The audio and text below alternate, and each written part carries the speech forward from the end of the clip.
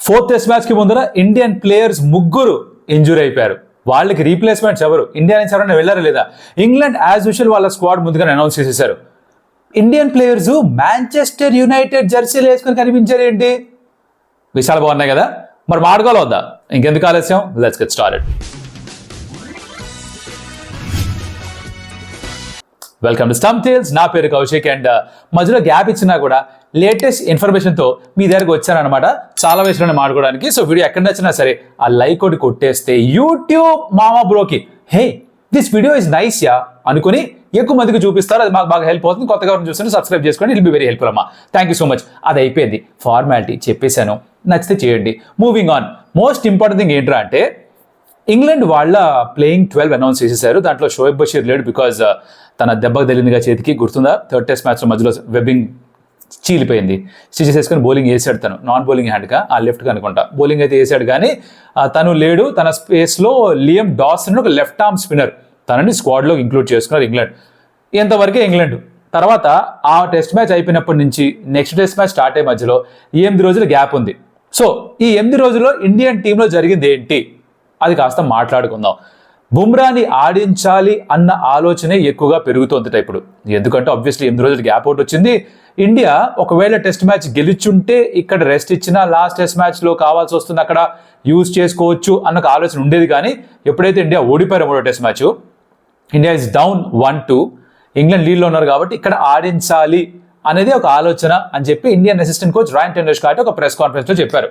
So basically Bumrah ఆడే అవకాశాలు ఎక్కువ. Not just because of that, ఇంకొన్ని కారణాలు ఉన్నాయి. నౌ తనతో పాటు తనకంటే ఎక్కువ ఓవర్స్ వేసిన బౌలర్ మొహమ్మద్ సిరాజ్. వర్క్లోడ్ మేనేజ్మెంట్ సిరాజ్కి ఉండదా, ఉట్టి బుమ్రాకిరా అని చాలాసార్లు చాలా సందర్భాల్లో చాలామంది మాట్లాడుతూ ఉంటారు. అయితే సిరాజ్ వర్క్లోడ్ కూడా మేనేజ్ చేసుకోవాలి అని రాయన్ టెండర్స్కాట్ చెప్పినప్పటికీ ఈ 4వ టెస్ట్ మ్యాచ్లో సిరాజ్ని కంపల్సరీగా ఆడించాల్సి వస్తుంది అనుకుంటా. ఎందుకు అంటే ఇండియన్ టీంకి కొన్ని ఇంజురీస్ అయ్యాయి. Now this is big news because Akash Deep ఆ క్రితం టెస్ట్ మ్యాచ్లో బౌలింగ్ చేస్తూ ఆన్ డే 4 మధ్యలో బయటికి వెళ్ళిపోయాడు. తర్వాత వెనక్కి వచ్చాడు నిజమే, కానీ గ్రాయిన్ స్ట్రెయిన్ ఏదో ఉందిట. సో విత్ దాట్ తను 4వ టెస్ట్ మ్యాచ్ ఆడకపోయే అవకాశాలే ఎక్కువ, విచ్ మీన్స్ దట్ బుమ్రానే ఆడాలి కంపల్సరీగా అన్న ఒక పాయింట్ వచ్చింది. So Akash Deep doubtful starter. Practice సెషన్స్లో 2-3 రోజులు గ్యాప్ తీసుకున్న తర్వాత ఇండియన్ టీం మళ్ళీ నెట్ సెషన్కి వెళ్ళారట. అక్కడ హర్ష్దీప్ అనౌన్స్ చేసేట ముందుగానే ఇవాళ నేను మామూలుగా ఫుల్ లాంగ్ బౌలింగ్ చేసినట్టు ప్లాన్ చేశా, మొత్తం బౌలింగ్ చేసేసుకొని తర్వాత రెస్ట్ తీసుకొని షాపింగ్కి వెళ్తా అనేది అనౌన్స్మెంట్ ఇచ్చి బౌలింగ్ చేయడం మొదలెట్టారంట. సరదాగా మాట్లాడుతుంటాడు మన పాజీ. అయితే అక్కడ ఎవరో ఒక బ్యాటర్ డ్రైవ్ కొట్టడం, ఆ డ్రైవ్ని ఫాలో త్రూలో ఆపే ప్రయత్నం చేయడం, అది తన బౌలింగ్ హ్యాండ్ లెఫ్ట్ హ్యాండ్కి తగలడం, కట్ చేస్తే చేతికి పట్టీ కట్టుకొని కూర్చుని ఉన్నాడు హర్ష్దీప్ సింగ్. రైట్ హ్యాండ్తో ఇన్స్టాగ్రామ్ చూసుకుంటున్నాడు. అంటే ఇప్పుడు హర్ష్దీప్ కూడా డౌట్ఫుల్ బికాస్ తన బౌలింగ్ హ్యాండ్కే ఇంజురీ అయింది. యాక్చువల్లీ అక్కడ ఆకాష్ దీప్ ఒకవేళ అందుబాటులో లేకపోతే హర్ష్దీప్ డెబ్యూ చేసే ఛాన్సెస్ పెరుగుండేవి. ఇప్పుడు డీప్ ట్రబుల్ ఇండియాకి బికాజ్ ఇద్దరు దీపులు కూడా అవైలబుల్గా లేరు. వర్డ్ ప్లే నచ్చిందా? డీపు ఆకాష్ నచ్చితే లైక్ అరే ఓకే. నౌ వీళ్ళు లేరు, మరి వీళ్ళ ప్లేస్లో ఎవరు అంటే ఒకటి ఆబ్వియస్లీ ప్రసిద్ధ్ కృష్ణ ఉన్నాడు అక్కడే, కానీ యాజ్ అ బ్యాకప్ ఆప్షన్ ఇంకొక బౌలర్ని ఇండియా నుంచి ఇంగ్లాండ్కి పంపిస్తున్నారు. అదే that's AK-47 Anshul Kamboj. CSK ఆడున్నాడు. ఇలానే ఎక్కువ మందికి తెలుస్తుంది. అన్ఫార్చునేట్గా మన ఐపీఎల్ టీం చెప్పాల్సి వస్తుంది, కానీ యాక్చువల్లీ రంజీ ట్రోఫీలో కూడా అద్భుతంగా పర్ఫామ్ చేస్తున్నాడు. In fact last season I think also has a 10 wicket haul Ranji ట్రోఫీలో. సో బాల్ని చక్కగా మూవ్ చేయగలడు. ఇన్ఫాక్ట్ ఇండియా ఏతో ఇంగ్లాండ్ టూర్ చేసినప్పుడు కూడా ఐ థింక్ సెకండ్ టూర్ గేమ్లో 4 వికెట్స్ కూడా తీసుకున్నాడు. ఫస్ట్ మ్యాచ్లో important partnership at the end with Tanush Kotian, అది ఇండియాని యాక్చువల్లీ రెస్క్యూ చేసింది. సో బ్యాట్ తోటి కాంట్రిబ్యూట్ చేయగలడు, బాల్ తోటి అరౌండ్ 135 to 140 km/h మధ్యలో వేస్తూ బాల్ని రెండు వైపులా మూవ్ చేసే ఎబిలిటీ ఉన్న బౌలర్.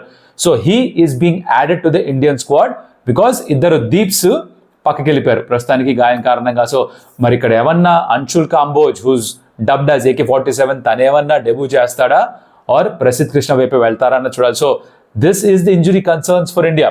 ఇక్కడతో ఆగలేదుగా, బికాజ్ క్రితం టెస్ట్ మ్యాచ్లో రిషబ్ పంత్ వేలికి గాయమైంది, తన లెఫ్ట్ హ్యాండ్ చూపుడు వేలికి బాల్ తగిలింది బుమ్రా బౌలింగ్లో down the leg side dive చేస్తున్నప్పుడు.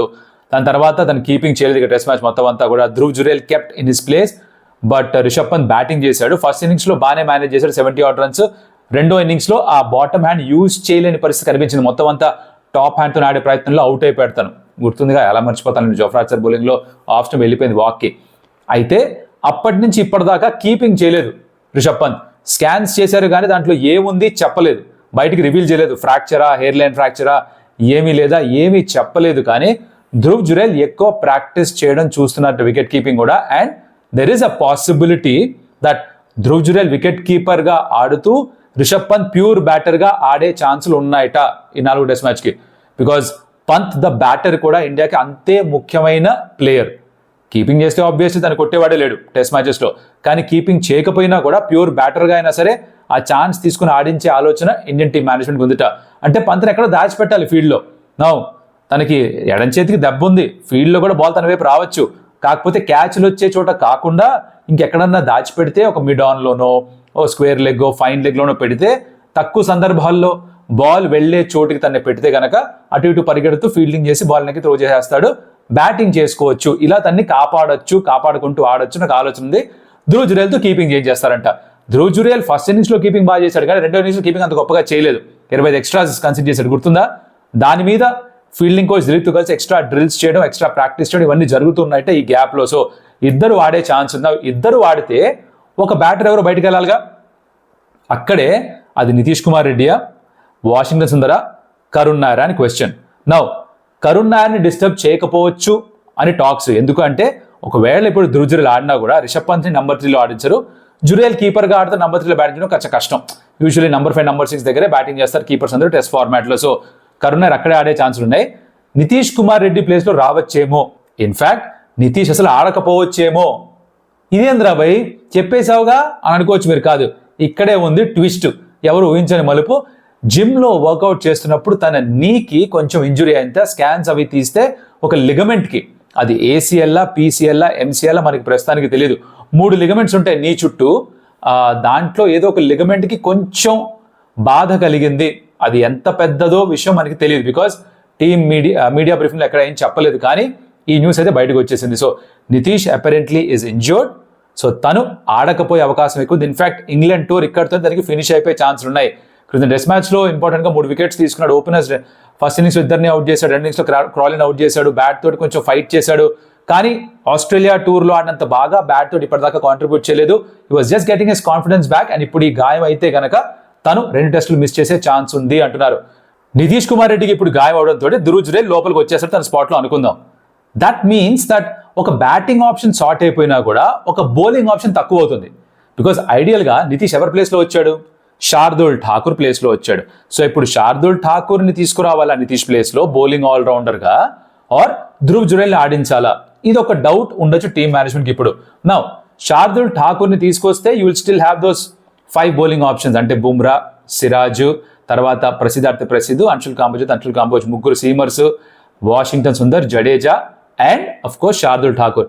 లేదు అనుకుంటే శార్దూల్ ఠాకూర్ లేకపోతే 5 బౌలింగ్ ఆప్షన్స్తో వెళ్ళాలి, రైట్? దాంట్లో 2 spinners Jadeja and Washington Sundar and 3 fast bowlers.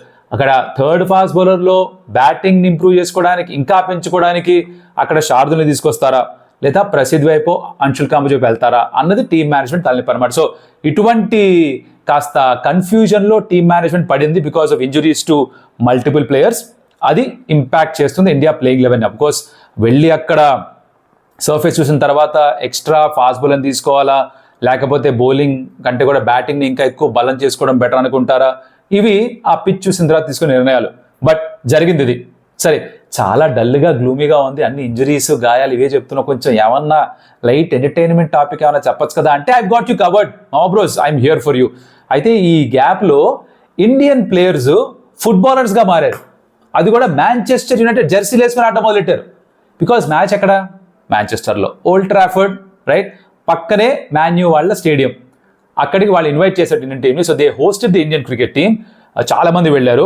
In fact దాని మీద ఇంకా ఏమీ కాంటెంట్ బయటికి రాలేదు, వీడియో ఎవరు చేయలేదు. కానీ మీరు కనుక ఇన్స్టాగ్రామ్లో ఆ ప్రీమియర్ లీగ్ హ్యాండిల్ కనుక చూసుంటే మీకు తెలిసి విషయం ఆల్రెడీ. లేకపోతే ఇప్పుడు చెప్తున్నాను, వెళ్ళి చూసేయండి. అక్కడ రిషబ్ పంత్, శుభ్మన్ గిల్ వీళ్ళు పెనల్టీస్ తీసుకున్నట్టు, కుల్దీప్ యాదవ్ పెనల్టీ కిక్లు తీసుకున్నారట. తర్వాత కాస్త సిరాజ్ బౌలింగ్ వేస్తుంటే మాన్యూ ప్లేయర్స్ కొంతమంది బ్యాటింగ్ చేశారట. I think it was Harry Maguire. I think it's Harry Maguire. Defence వదిలేసి తను బ్యాటింగ్ చేయడం మొదలెట్టాడట, ఆర్ డిఫెండింగ్ ఇన్ ఫుట్బాల్ వదిలేసి బ్యాట్తో డిఫెన్స్ చేయడం మొదలెట్టాడట. సో ఇలా కాస్త రోల్ రివర్సల్స్. ఇండియన్ ప్లేయర్స్ చాలా మందికి ఫుట్బాల్ అంటే చాలా ఇష్టం. ఇన్ఫాక్ట్ కుల్దీప్ యాదవ్, సిరాజ్, రిషబ్ పంత్ వీళ్ళందరూ కూడా huge football fans. Gautam Gambhir Man U మేనేజర్తో కలిసి కాస్త టైం స్పెండ్ చేశారు. ఆబ్వియస్లీ నోట్స్ ఎక్స్చేంజ్ చేసుకుని ఉంటారు. నువ్వు ఎట్లా చేస్తావు భయ్యా ప్రెషర్ ఉన్నప్పుడు, నువ్వు ఎట్లా హ్యాండిల్ చేస్తావు, ఏవో నోట్ ఎక్స్చేంజ్ చేసుకుని ఉంటారు కదా. బికాస్ హై ప్రెషర్ ఎన్విరాన్మెంట్లో మాన్యూ కూడా ఉంది, హై ప్రెషర్ స్పోర్ట్ ఇండియా కూడా ఆడుతూ ఉంటారు కాబట్టి ఇక్కడ. సో ఇలా కొంచెం they had some time of, but obviously వాళ్ళ చాలా ఇష్టమైన టీమ్ తోటి, చాలా ఇష్టమైన ప్లేయర్స్ తోటి కొంచెం సమయం గడిపారు. I think it's very good for the players. ఇలాంటి డౌన్ టైం చాలా పనికొస్తూ ఉంటుంది between the test matches. But of course injuries ఏవైతే జరిగాయో అది కొంచెం ఇబ్బంది కలిగించే అవకాశాలు ఉన్నాయి. Now that's what I have for you at this point of time. ఇది ఒక డెవలపింగ్ స్టోరీ, ఇది మారుతూ ఉంటుంది. మారే కొద్దీ నెక్స్ట్ వీడియో కల్లా దీని మీద ఉన్న అప్డేట్స్తో మళ్ళీ మీ ముందుకు వస్తా. ఇప్పటిదాకా వీడియో చూస్తుంటే thank you so much for that. Like the video. ఇందాక చెప్పినట్టుగా ఎక్కువ మందికి యూట్యూబ్ ఆటోమేటిక్గా చూపిస్తుంది. దీని మీద ఇంటరాక్షన్ ఎక్కువ ఉంటే, లైక్స్ ఎక్కువ ఉంటే ఎక్కువ మందికి చూపిస్తారు. అలా కొత్త ఆడియన్స్ వస్తారు. అలా కొత్తగా ఉన్న చూస్తుంటే consider subscribing to our Stump Tales. That mean lot to us. మరొకటి మళ్ళీ కలుస్తా. అప్పటిదాకా సెలవు. అదియోస్ అమిగోస్. ఇంకా డీప్ ట్రబుల్స్ వద్దామా మనకి, ఇంజరీస్ చాలా ఆపేద్దాం. దేవుడా చూసుకో కాస్త నువ్వే.